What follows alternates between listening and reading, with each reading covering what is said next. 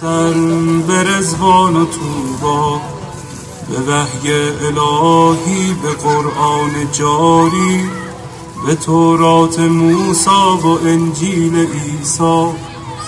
بسی پادشاهی کنم در گدایی، چو باشم گدای گدایان زهرا.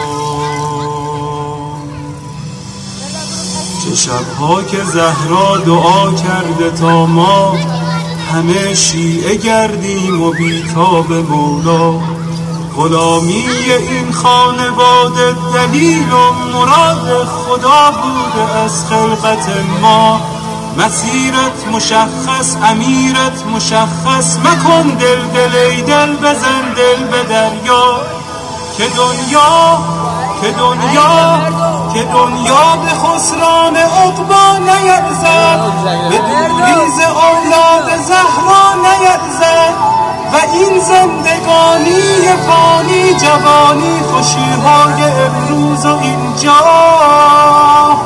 به افسوس بسیار فردا.